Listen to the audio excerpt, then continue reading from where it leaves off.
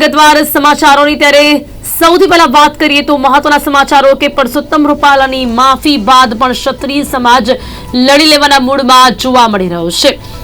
સમગ્ર ગુજરાત રાજ્યમાં આ મુદ્દે વિરોધ જોવા મળી રહ્યો છે। પરસોત્તમ રૂપાલાના નિવેદન બાદ આ વિવાદ વકર્યો છે ને હવે આ વિવાદ વધતો જઈ રહ્યો છે। પરસોત્તમ રૂપાલાના નિવેદન સામે ક્ષત્રિય સમાજમાં જે રોષ છે તે હજી પણ યથાવત જોવા મળી રહ્યો છે। જો કે પરસોત્તમ રૂપાલાએ માફી માંગી લીધી છે છતાં પણ જે ક્ષત્રિય સમાજ છે તે લડી લેવાના મૂડમાં જોવા મળી રહ્યો છે। રાજકોટમાં પદ્મિની વાળાની આગેવાનીમાં બેઠકનું આયોજન કરવામાં આવ્યું છે તો અમદાવાદના મેમનગરમાં ક્ષત્રિય સમાજનો વિરોધ છે। ઉમેદવાર બદલવાની વાત કરવામાં આવી રહી છે અને ક્યાંક એવો માહોલ પણ જોવા મળી રહ્યો છે। પરસોત્તમ રૂપાલાની માફી બાદ પણ આ વિરોધ જે રીતે યથાવત જોવા મળી રહ્યો છે ત્યારે ક્યાંક લાગે છે કે ટિકિટ જે આપવામાં આવી છે તેને લઈને હવે વિરોધ છે એટલે કે ઉમેદવાર બદલવાની વાત પર જ આ જે સમગ્ર વિવાદ છે તેનો અંત આવી શકે છે। મુખ્યમંત્રીએ ગઈકાલે દિલ્હીમાં બેઠક કરી હતી। 4 સીટો પર ઉમેદવારોનો જે વિરોધ થઈ રહ્યો છે। ક્ષત્રિય સમાજે રાજકોટ ભાજપના ઉમેદવાર સામે બાયો ચઢાવી છે। ભાજપના ક્ષત્રિય નેતાઓ સાથે સીએમની બેઠક થઈ છે। ક્ષત્રિયો સાથે ગૂંચ ઉકેલવાનો બેઠકમાં પ્રયાસ કરવામાં આવ્યો છે તો સીઆર પાટીલના નિવાસસ્થાને મહત્વની બેઠક થઈ છે। કેસરી દેવસિંહ, આઈ.કે. જાડેજા, ભૂપેન્દ્રસિંહ આ બેઠકમાં હાજર રહ્યા છે। બળવંતસિંહ રાજપૂત બેઠકમાં હાજર રહ્યા છે। ગૃહમંત્રી હર્ષ સંઘવી પણ બેઠકમાં હાજર રહ્યા છે તો સમગ્ર રાજ્યમાં અલગ અલગ જગ્યાઓ પર ક્ષત્રિય સમાજ દ્વારા આ મામલે વિરોધ કરવામાં આવી રહ્યો છે।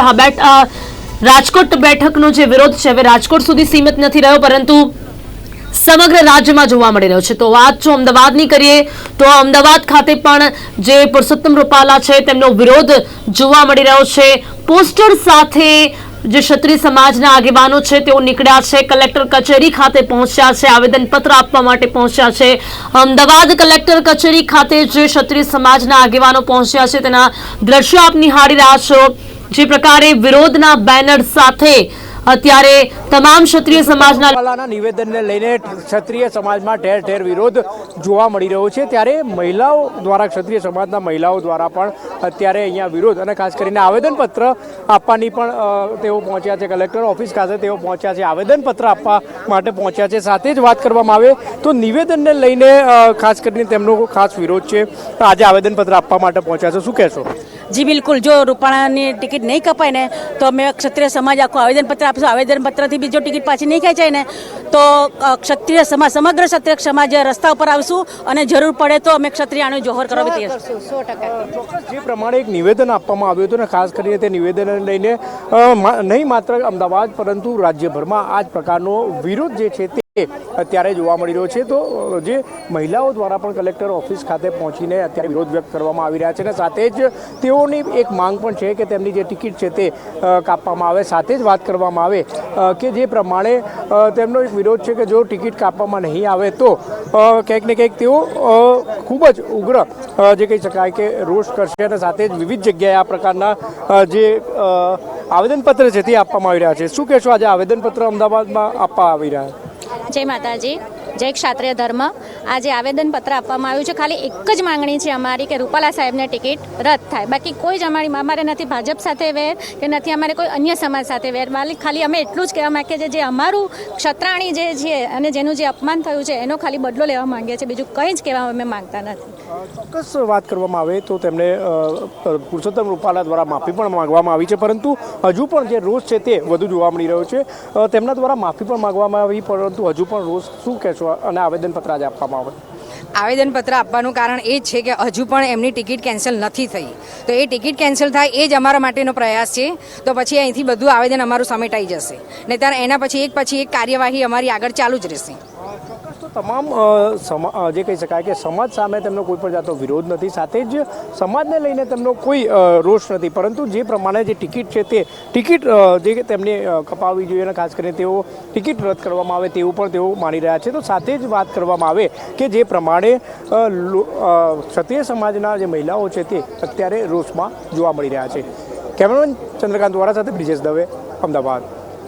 જય ભવાની, જય ભવાની, જય ભવાની, જય ભવાની, રૂપાલા જવાના, જય ભવાની, રૂપાલા જવાના, જય ભવાની, કોર્ડિનેટર ભવાની, જય ભવાની, જય રાજપૂતાના।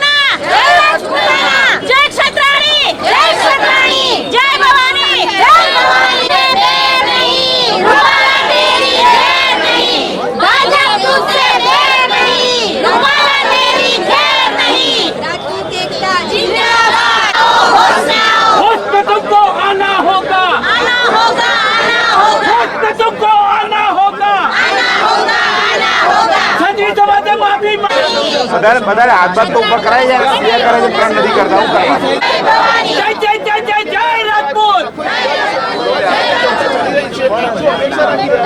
અપેક્ષામાં અમારી એક જ અપેક્ષા વસ્ત્રાપુર હતા, વસ્ત્રાપુર યુનિવર્સિટી નતા સાહેબ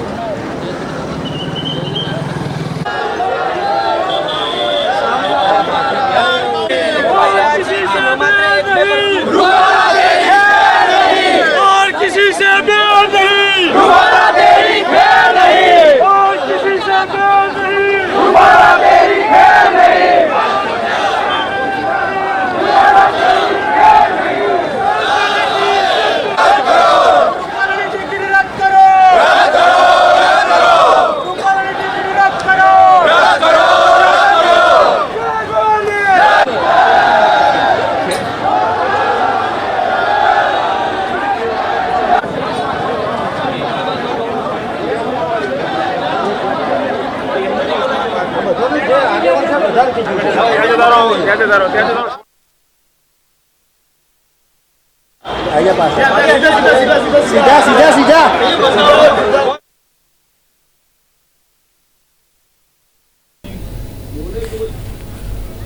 તો જે પ્રકારે અત્યારે દ્રશ્યો આપની હારે રહ્યા છે, કલેક્ટર કચેરી ખાતે પહોંચ્યા છે જે ક્ષત્રિય સમાજના આગેવાનો છે ને ખાસ કરીને ક્ષત્રિય સમાજની જે મહિલાઓ છે તેઓ આવેદનપત્ર લઈને પહોંચી છે કલેક્ટર કચેરી ખાતે. પુરુષોત્તમ રૂપાલાનું જે નિવેદન છે તેનાથી સમગ્ર જે સમાજ છે તેમની લાગણી દુભાઈ છે. ખાસ કરીને જે ક્ષત્રિય મહિલાઓ છે તેમની લાગણી દુભાઈ છે અને જેને લઈને અત્યારે જે ક્ષત્રિય મહિલાઓ છે તે કલેક્ટર કચેરી ખાતે પહોંચી છે. તો તમામ જે ક્ષત્રિય સમાજના આગેવાનો છે અત્યારે કલેક્ટર કચેરી ખાતે પહોંચ્યા છે. આવેદનપત્રને લઈને તેઓ કલેક્ટર કચેરી ખાતે પહોંચ્યા છે. એક સપ્તાહ પહેલા તો એમને એવું કહ્યું કે અંગ્રેજો સામે રાજા મહારાજાઓ પણ નમી ગયા, જ્યાં સુધી તો બરોબર હતું, પણ એમને એવું કહ્યું કે રોટી બેટીનો વ્યવહાર કર્યો. આ અમારા સમગ્ર ક્ષત્રિય એ પહોંચાડશો. આપે અમને શાંતિથી સાંભળ્યા અને મિસ્ટર રૂપાલા ઉપર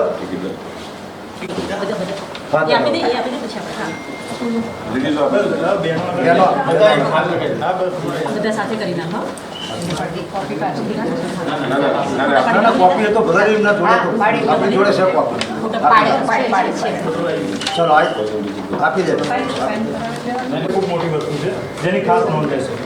આપ શ્રી અભિનેતા તરીકે અમારી બધાની લાગણી છે કે આનો જલ્દી ઉકેલ આવે. તારીખ ભરવા પહેલા આનો ઉકેલ સંસ્થાઓને શાંતિથી સાંભળ્યા એ બધા ક્ષત્રિય રાજપૂત સમાજ વતીથી આપનો પણ અમે આભાર વ્યક્ત કરીએ.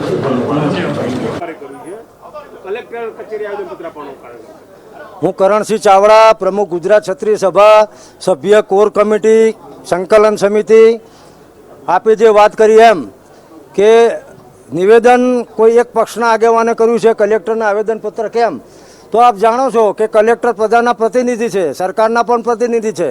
એટલે લોકશાહીમાં અમારી વાત સક્ષમ કક્ષાએ, યોગ્ય કક્ષાએ અમારે પહોંચાડવી હોય તો એનું સૌથી શ્રેષ્ઠ માધ્યમ એ કલેક્ટર શ્રી છે. એટલે અમે આજે સમગ્ર અમદાવાદની ક્ષત્રિય સમાજની સંસ્થાઓ, એમાં આપ જુઓ છો મોટી સંખ્યામાં માતાઓ બહેનો પણ છે, યુવાનો પણ છે. અમે આજે કલેક્ટરશ્રીને રજૂઆત કરી કે કેન્દ્રના રાજકક્ષાના મંત્રી પુરુષોત્તમ રૂપાલા કે જેઓ હાલમાં રાજકોટ લોકસભાના ભારતીય જનતા પક્ષના ઉમેદવાર છે, એમને કોઈ સમાજની અંદર મત લેવા માટે સમાજ વચ્ચે વૈમનસ્ય ઊભું કરવાનો પ્રયત્ન કર્યો. એમને એવું કહ્યું કે રાજા મહારાજાઓ પણ નમ્યા ત્યાં સુધી તો ઠીક હતું, પણ એ અટક્યા નહીં અને સમાજની બેન દીકરીઓની અસ્મિતા ઘવાય એ રીતે એમને કહ્યું કે બેટી રોટીનો પણ વ્યવહાર કર્યો. તો હું મિસ્ટર રૂપાલાને પૂછવા માગું છું કે કયા ઇતિહાસમાં આવું લખ્યું છે કે અંગ્રેજો સાથે ક્ષત્રિયોએ, રાજપૂતોએ, રાજા મહારાજોએ બેન બેટીનો વ્યવહાર કર્યો? તો આનાથી અમારી લાગણી દુભાઈ છે. અને આપ જુઓ છો કે ગઈકાલે 20 જગ્યાએ આવેદનપત્ર અપાણું, આજે 10 જગ્યાએ આવેદનપત્ર આપવામાં આવશે. આજે 5 જગ્યાએ પુતળા દહનનો કાર્યક્રમ છે. ગઈકાલે 11 જગ્યાએ પુરુષોત્તમ રૂપાલાના પુતળા દહનનો કાર્યક્રમ કર્યો. અને જ્યાં સુધી એમની ઉમેદવારી રદ કરવામાં નહીં આવે ત્યાં સુધી ક્ષત્રિય સમાજ જપીને બેસશે નહીં.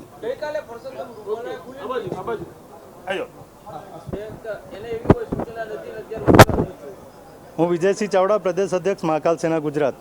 રૂપાલાજીએ જે એમના તરફથી એમનું સ્ટેટમેન્ટ આપ્યું છે કે આખી જે પ્રક્રિયા જે પૂરી થઈ ગઈ છે ડમી ઉમેદવારની, એ બધી જાણકારી એ પક્ષના આગેવાન તરીકે એ પોતે ઉમેદવાર છે એટલે એમના તરફથી એ પ્રક્રિયા છે. પણ અમારા તરફથી, સમાજ તરફથી કોઈ જાહેરાત કરવામાં આવી નથી. અપમાન એમણે સમાજનું કર્યું છે એટલે જે જાહેરાત કરશે એ સમાજ કરશે. અશ્વંતસિંહને લઈ લો. અશ્વંતસિંહ આવ.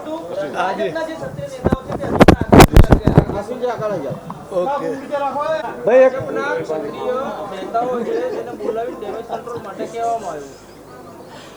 જય માતાજી. હું અશ્વિનસિંહ હરેન્દ્રસિંહ સરવૈયા, પ્રમુખ રાજપૂત વિદ્યાસભા.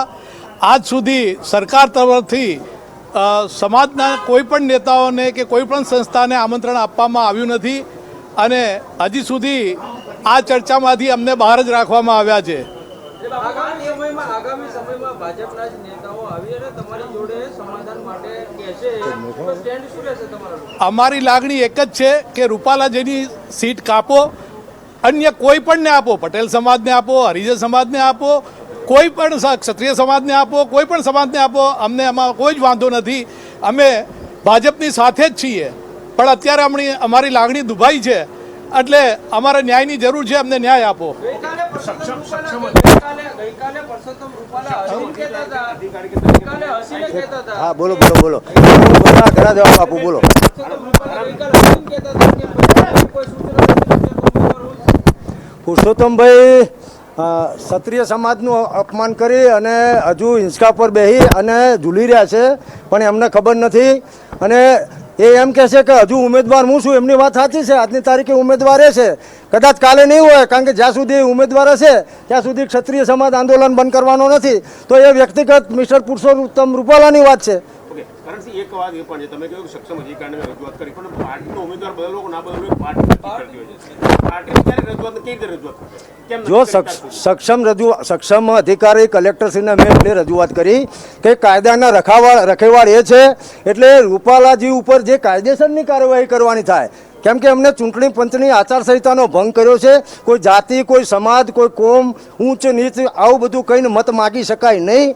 અને એમને બેટી અને દીકરીઓના અસ્મિતાને ભંગ થાય એવું ઉચ્ચારણ કર્યું છે. એટલે એમના પર કાયદેસરના પગલાં લેવા માટે અમે સક્ષમ અધિકારીની રજૂઆત કરી છે. અને આપ જે કહેશો એમ હજુ સુધી લોકશાહીમાં સંવાદની પ્રક્રિયા હોવી જોઈએ પણ અમારી 90 સંસ્થાઓની સંકલન સમિતિ અને સમગ્ર ગુજરાતના ક્ષત્રિય સભાના આગેવાનોને ના તો ભાજપ સંગઠન તરફથી, ના તો મુખ્યમંત્રી તરફથી, ના તો અમારા ભાજપના આગેવાન તરફથી બોલાવવામાં આવ્યા હોય હું માનતો નથી. આજે પણ મને મીડિયાના મિત્રોનો ફોન આવ્યો હતો કે CR પાટીલજીના નિવાસ સ્થાને ભારતીય જનતા પાર્ટીના આગેવાનો ભેગા થયા છે તો શું તમને સમાજ તરીકે આમંત્રણ છે? તો મારી સ્પષ્ટ ના છે કે અમને કોઈ આવું આમંત્રણ નથી. અને જ્યાં સુધી સમાજ ઇન્વોલ્વ નહીં થાય ત્યાં સુધી કોઈ પણ આગેવાન, કોઈ પણ વ્યક્તિ આ બાબતે કોઈ પણ પ્રકારનું સમાધાન કરશે તો ક્ષત્રિય સમાજ એને ચલાવી લેવાનો નથી. ભાજપના મોવડી મંડળે એવું નક્કી કર્યું છે. આપણા તરફથી CM અથવા તો પાર્ટીના અધ્યક્ષ તેનો કોઈનો સંપર્ક થશે? અમારે શેના માટે સંકલ્પ કરવાનો? મત એમને લેવાના છે. અમે આવેદનપત્ર થકી મુખ્યમંત્રીને, ભાજપના અધ્યક્ષને આ બધાને રજૂઆત કરી છે અને અમને ક્યાં બોલાયા? તમે ખરેખર સત્તા સ્થાને બેઠા છો તો તમારે પ્રજાને બોલાવવાની હોય. પ્રજા થોડી સામેથી જાય અને અમારો ગૌરવવાળો સમાજ છે, આપવાવાળા છીએ, નીચા નંબરવાળા નથી. તો અમારે શાના માટે સામેથી જવાનું? એમને મત લેવા હોય અને લોકસભામાં ડેમેજ ના થાય એમની હાઈકમાન્ડની એવી ઈચ્છા હોય તો અમને બોલાવે. ભાજપના મોવડી મંડળે સ્પષ્ટતા કરી છે કે 26 બેઠક પર એના જે તે જ ઉમેદવાર રહેશે. હવે ક્ષત્રિય સમાજ આ બાબતે ચૂંટણીમાં શું રોલ રહેશે? જો અમારી 90 સંસ્થાઓની સંકલન સમિતિ છે, કોર સમિતિ છે, અમે બધા ભેગા થઈશું. એમને જે જાહેરાત કરી એ એમનો અધિકાર છે. ભારતીય જનતા પાર્ટી જાહેરાત કરે કે એક પણ ઉમેદવાર નહીં બદલીએ તો 2 તો એમને બદલી નાખ્યા. એમને વડોદરામાં ઉમેદવાર બદલ્યો, એમને સાબરકાંઠામાં ઉમેદવાર બદલ્યો. એમ અમારી માગણી છે એમના ભાજપના અંદરના અસંતોષ કાર્યકરોના લીધે જો એ ઉમેદવાર બદલી શકતા હોય તો 70 લાખ ગુજરાતના ક્ષત્રિયો અને 22 કરોડ ભારતના ક્ષત્રિયોના મત લેવા હોય તો એમને ઉમેદવાર બદલવો પડશે.